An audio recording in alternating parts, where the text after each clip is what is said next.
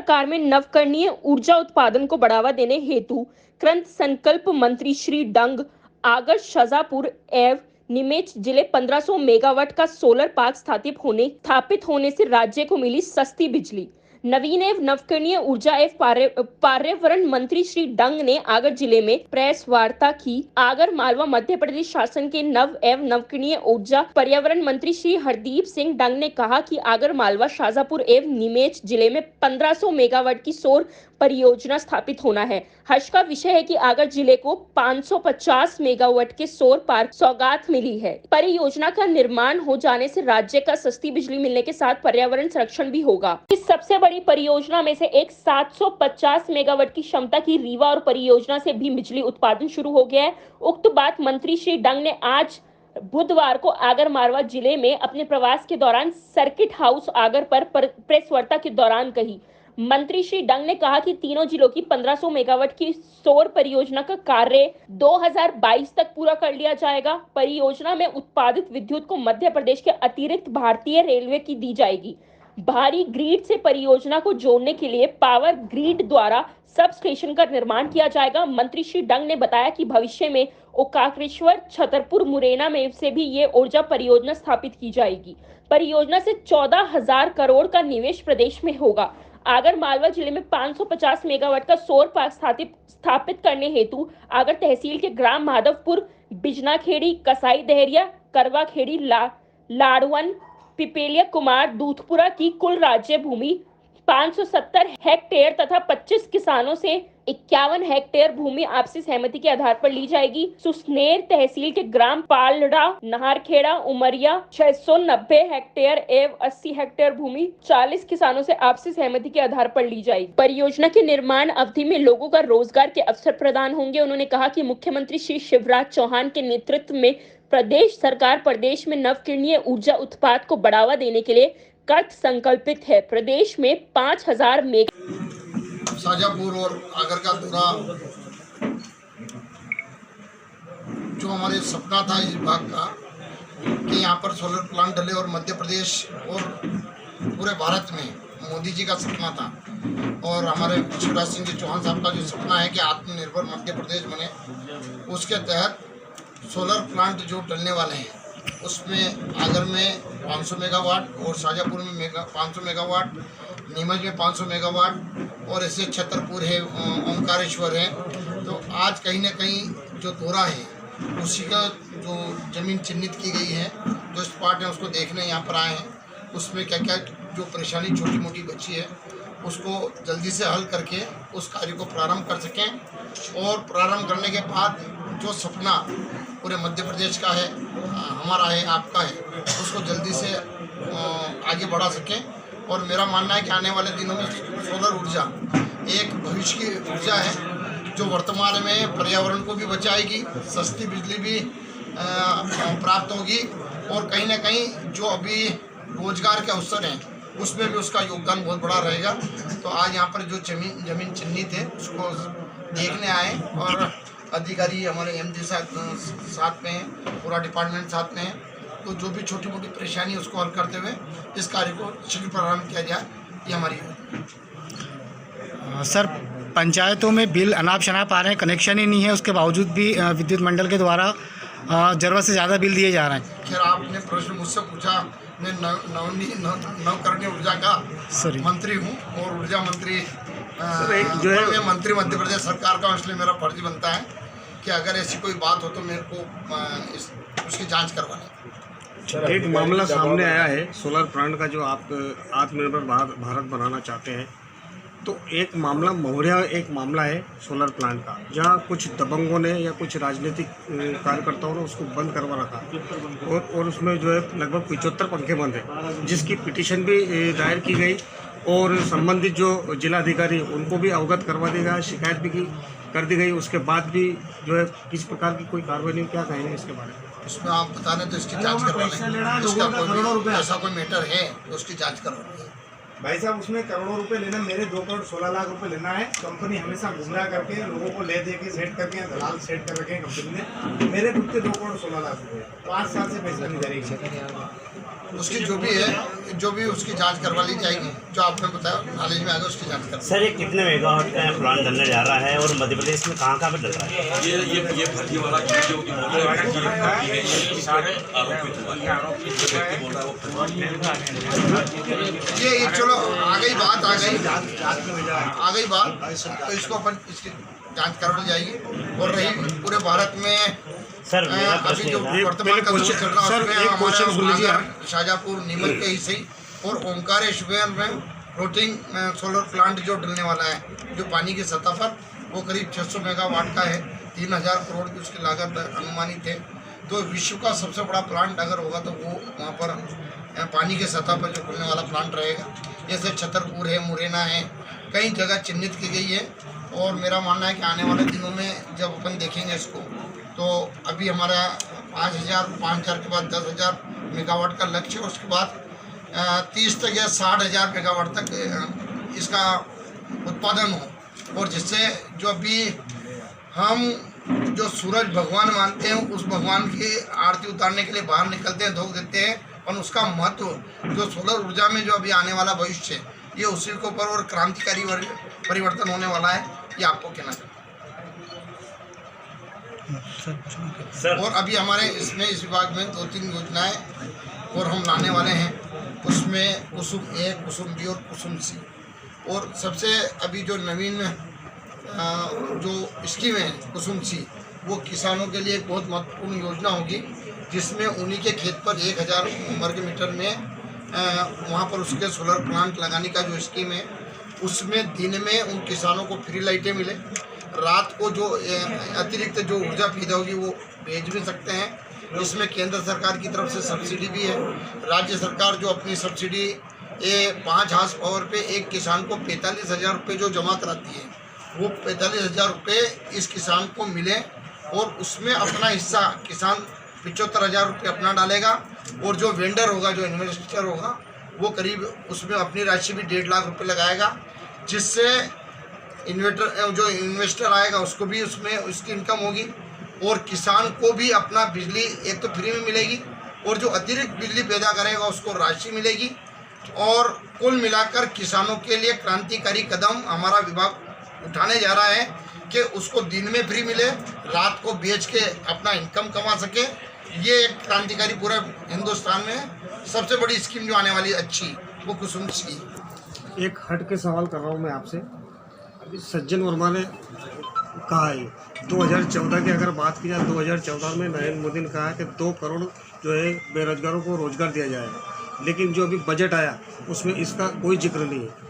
तो ये जो है जनता के साथ और युवाओं के साथ जो है ठगी की जा रही है, इसके बारे में क्या कहेंगे? मैं उस पार्टी का विधायक भी रह चुका हूँ, इसलिए अच्छी तरह उधर की भी पता है और उधर की भी पता। इसीलिए तो आपसे पूछना चाहता हूं। इसीलिए मेरे से अच्छा उत्तर कोई दे नहीं सकता। क्योंकि उधर जो थे उन्होंने कितने रोजगार दिए हैं और कितने छीने हैं, ये उनसे पूछें।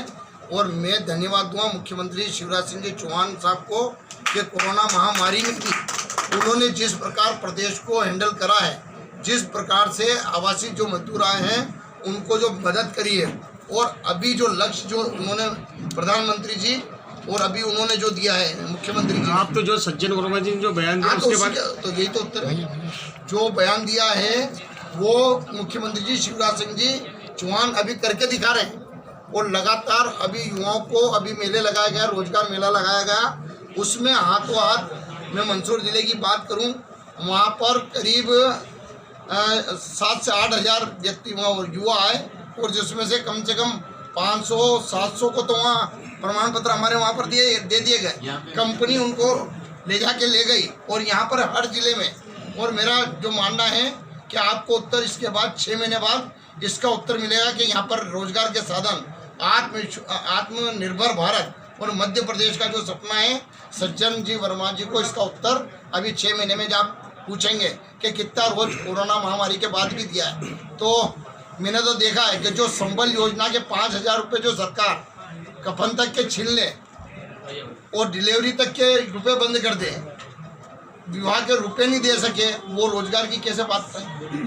अभी आज वर्तमान में जो सरकार है, कोरोना की महामारी के बाद भी उन्होंने संबल योजना को गरीबों की पुनः चालू करा और सब सुविधाएं देना फिर प्रारंभ कर दी। तो इसलिए आप पिछली बार भी कांग्रेस में थे, कांग्रेस में जो है ना 350 रुपये जो टंकी का रेट था, तो बीजेपी ने हो हल्ला करा था। उसके बाद फिर अगर पेट्रोल डीजल की बात की जाए तो पेट्रोल का 55 रुपये लीटर जो है सिर्फ 1.5 रुपये बढ़ाया था। आप भी कांग्रेस सत्ता में थे, उसके बाद कांग्रेस ने ये बीजेपी ने हो हल्ला करा था। आज डीजल पेट्रोल का क्या भाव है और टंकी का क्या भाव है, तो इसके बारे में क्या कहेंगे? पहले और अब में आप भी उसी पार्टी से रहे कांग्रेस। जब ये बढ़ाते तो वो हंगामा करते और ये बढ़ाते तो हंगामा करते हैं, और जब जिसकी सरकार रहती है कि टैक्स से ही विकास होता है। अब जब वो कांग्रेस वाले बढ़ाते जब तो वो कहते कि हमने सही करा। और आज अगर टैक्स के जो अभी वर्तमान के दौर में कोरोना महामारी की बात कर रहा हूँ, इससे जो वर्तमान में जो प्रदेश और देश की जो हालत हुई थी, उसमें अगर चवन्नी 1 पैसा 2 पैसा बढ़ता है तो हंगामा करा है। आप कांग्रेस के राज में आप रिकॉर्ड उठा के देखेंगे, उन्होंने एक भी चीज़ कोई सस्ती नहीं करी थी। और चाहे वो टंकी हो, पेट्रोल हो, डीजल हो, उनका रिकॉर्ड उठा के देखेंगे, उन्होंने हमेशा बढ़ोतरी करी है। और आप मोदी जी सरकार की जो देखेंगे योजना, उन्होंने रिवर्स गियर लगाया है। कोरोना महामारी में अगर 1 पैसा 2 पैसा 5 पैसा बढ़ गया तो अपना कार्यकाल भी कांग्रेस याद करे। सर मैं प्रमोद कारपेंटर हूँ आज तक से। मैं आपसे जानना चाह रहा था कि जो कांतिलाल भूरिया ने कहा उसके बारे में आपने रिएक्शन शाजापुर में दे दिया, लेकिन नई बात इसमें यह आई है कि कांतिलाल भूरिया ने कहा है कि मैंने राम के बारे में कुछ नहीं बोला है, भाजपाइयों और जिस तरह से भोपाल में लोग पकड़ाए हैं उन पे आपत्ति जताई है। दूसरी बात उन्होंने ये भी कहा है कि मैंने 21,000 रुपये दिए हैं, हिसाब लेने का पूरा मेरा अधिकार है। क्या कहेंगे? तो हिसाब लेना ये तो सबसे अच्छी बात है। इतनी पारदर्शिता आज तक किसी ने देखी नहीं होगी कि जो चेक से पेमेंट बैंक में जा रहा है, रसीद जो बनाई जा रही है और चेक से पेमेंट जा रहा है, टोटल चेक से पेमेंट करना, बैंक में जाना, और कोई राशि किसी के जेब में नहीं जा रही, एक भी व्यक्ति के पास नगद राशि नहीं आ रही है, टोटल बैंक में जा रही है। उसका एक एक पाई का हिसाब उनको भी पता है। जब 21,000 रुपये दिए उन्होंने तो किसको दिए और कैसे दिए, उनसे पूछ लें, उनका उत्तर मिल जाएगा। तो उनका जो प्रश्न था उनका उत्तर उनके पास ही का, आपने 21,000 रुपये किस भरोसे पे दिए और किस पद्धति के तहत दिया, मतलब आपने चेक से दिए कि नगद दिए। आप जब चेक बना रहे हो, बैंक में रुपया डाल रहे हो, उसका हिसाब लेने का अधिकार है, पर एक भी उसमें 1 रुपये की भी गड़बड़ अगर होती है तो आपने 21,000 क्यों दिए? आपने भरोसा करा इसलिए 21,000 रुपये दे रहे हो, या तो आप 21,000 रुपये दे रहे हो तो भरोसा कर रहे हो। खाली आप मीडिया में बनने के लिए आरोप, और ये आरोप जो लगा रहे हैं ना, राम जी पे नहीं लगा रहे, राम जी के काम पे लगा रहे हैं। काम कैसे हो जाए, यही कांग्रेस वही थी जब राम जी का मंदिर का निर्माण के लिए सिब्बल साहब गए थे कि राम मंदिर अभी नहीं, इसका निर्णय अभी नहीं होना चाहिए।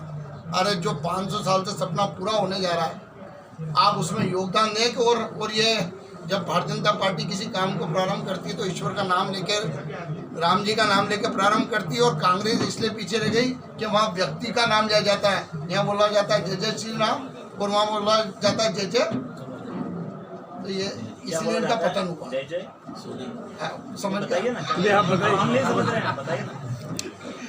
तो इसलिए पतन हुआ। दूसरा सर उनका ये भी कहना है जो मैंने स्टेटमेंट दिया मैं उस पर कायम, वो जिस तरह से उन्होंने शराब कायम रहे ना, और इसीलिए धीरे धीरे रिवर्स गियर जो लगा है। अभी वो जो पूरे राज्यों के रिजल्ट आते हैं ना, किसी टाइम पर उत्तर प्रदेश में कांग्रेस हाई लेवल पे थी, अब 2 सीटें आ जाती तो मिठाई बांटते कि 2 सीट तो आ गई। तो इनके बयान अच्छे ऐसे देते रहे तो जो हो रहा कांग्रेस का और अच्छा होगा। उनके बयान से भाजपा को फायदा होगा?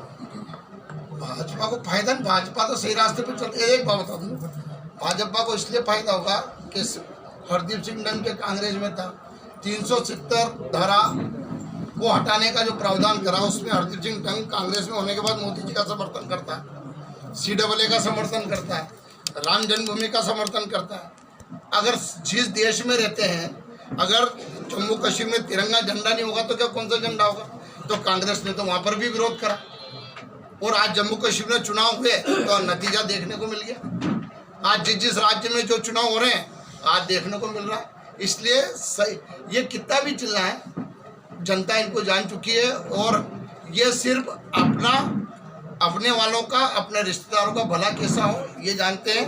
आम कार्यकर्ता आज भी कांग्रेस वालों से पूछ लो, उनके दिल पे आज के तू खुश है तो कहता है का भगवान मालिक है, वो तो टिके हुए वही बहुत है। ये तो आने वाले दिनों में इसका मतलब आपका भला नहीं हुआ इसलिए बीजेपी में आ गए? नहीं, किसी का भला नहीं हुआ, आपका भी नहीं हुआ। भले का अर्थ का मतलब आप पत्रकारों, भला क्या होता है? भले का अर्थ होता है कार्यकर्ता का भला, मतलब उसका मान सम्मान। एक कार्यकर्ता, आप अपने रिश्तेदार का मान सम्मान कर रहे हैं। एक कार्यकर्ता, एक जो संभाग का इकलौता विधायक, 28 बीजेपी 29 सीटों में से एक कांग्रेस, दूसरी बार संसदीय क्षेत्र का इकलौता विधायक, उसको आप 15 महीने में 15 सेकंड बैठने की, भोपाल में बोलने की फुर्सत के बैठ जा। मैंने तो ओपन कहा कि जिस दिन कमलनाथ जी कह देंगे कि हरदीप के 15 महीने में तेरे को एक बार मैंने बिठाया था, वो कहते हाँ कर लेंगे, तो मैं उस दिन राजनीति छोड़। 15 अपने विधायक को तो काय का भला, जिस विधायक को तुम 2 बार तुम्हारी पार्टी का जीत क्या, उसको 15 महीने में 15 सेकंड बैठने की नहीं बोलते हो, बात करने की फुर्सत नहीं। तो आम कार्यकर्ता का भला कैसे हो पाएगा, आम जनता का भला कैसे हो पाएगा? तो ये कांग्रेस कभी भला नहीं कर सकती। भले का अर्थ है मतलब उसका मान सम्मान नहीं कर सकती। सिर्फ मान सम्मान ना होने के कारण आप बीजेपी शामिल? मान सम्मान नहीं, 15 महीने में कोई काम नहीं। आज मैं फिर धन्यवाद, आप अच्छे प्रश्न पूछ रहे हो इसलिए धन्यवाद कि मेरे को बोलने का मौका मीडिया के सामने मिल रहा है। 5 साल जब मैं कांग्रेस का विधायक था, 5 साल शिवराज जी की सरकार थी, 1650 करोड़ की सिंचाई योजना माननीय शिवराज सिंह जी चौहान साहब ने सुहासरा शामगढ़ दी। आज 70% काम हो चुका है, और जब किसान के खेत पर चंबल का पानी जाएगा, इससे बड़ा और कोई सहयोग किसानों को नहीं हो सकता। फिर मैं 15 महीने रहा, कहीं सिंचाई योजना मांगने गया, क्यामपुर सीतामू मांगने गया, डैम मांगने गया, एक डैम नहीं दिया। और जैसे ही शिवराज जी सरकार बैठी, 21 अरब 85 करोड़ की योजना शिवराज सिंह चौहान साहब ने मेरे को दी। करनाली डैम दे दिया, खेता खेड़ा डैम दे दिया। मतलब आपका लाभ हो गया उसमें? लाभ मेरा नहीं, मेरे क्षेत्र का, मेरी जनता। और मैं जिसके लिए बना हूँ, जो भी जनप्रतिनिधि बनता है, भरोसे पे जनता वोट देती है, और अगर उस भरोसे पे खरा नहीं उतरता तो ऐसे पद पे रहने का कोई फायदा भी नहीं था। और आज जो मैं खुश हूँ इस बात पे कि जो पुनः जीत के वापस जनता ने जो सर्टिफिकेट दिया है, इससे बड़ा कोई सर्टिफिकेट नहीं हो सकता।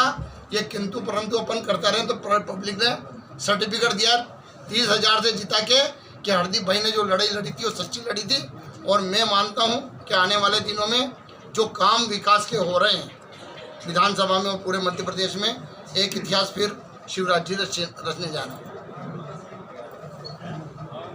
ओके, और किसी को कुछ पूछना है? एक सवाल, जो बिल दिए जा रहे हैं उसके विद्युत विभाग द्वारा, और इनसे उनके नाम से संबंधित कोई नहीं है मीटर है, और अवैध वसूली मतलब 5-5, 10-10 लाख, 17-17 लाख तक के बिल हैं। तो उसमें इसका मेरा क्या कहना प्रावधान हो लोगों है, के उसको जांच करवा लेंगे। अगर कोई अपन फिर भी सरपंच सचिव को मेरा व्यक्तिगत निवेदन है कि उसको अगर नहीं है, मीटर नहीं है, तो वो एक सरकारी रुपये का दुरुपयोग नहीं हो तो एक आवेदन एमपी में उनको देना चाहिए और उसको जांच कराना चाहिए। सर, अधिकारियों का भी दबाव बना रहे जिले से कि पैसे नहीं, आज एमपी भी अगर दबाव बना रही है तो आज उसको विभाग को चलाना भी उनका एक फर्ज बनता है। तो कहीं ना कहीं बैलेंस बनाना है।